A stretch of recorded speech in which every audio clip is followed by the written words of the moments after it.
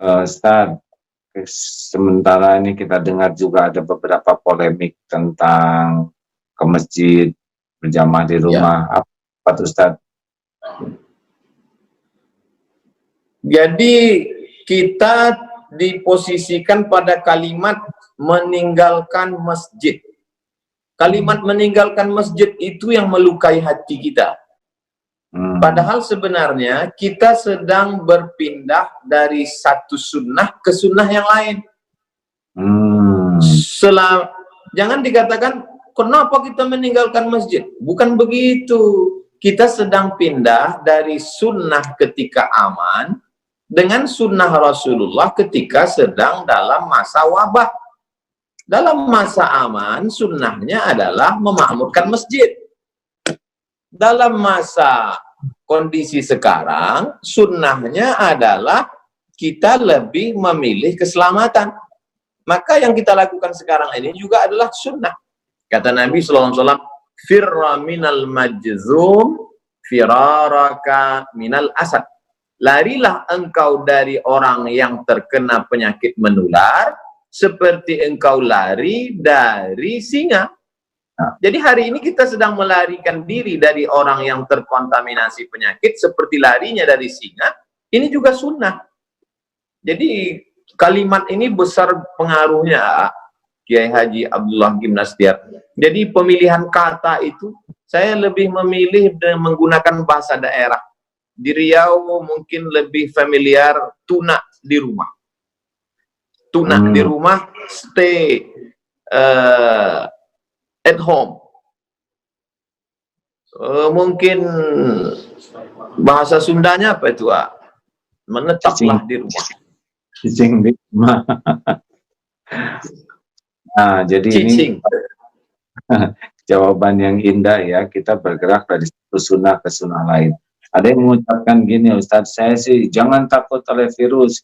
Kami tidak takut oleh virus, tapi takut kepada Allah, sehingga tetap memaksakan untuk ke masjid. Bagaimana pendapat Ustadz tentang perkataan itu?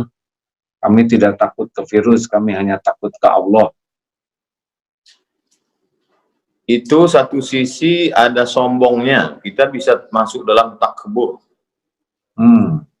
Kalau sampai kita, ini kan beda virus dengan singa kan, yang satu kelihatan, yang satu enggak kan.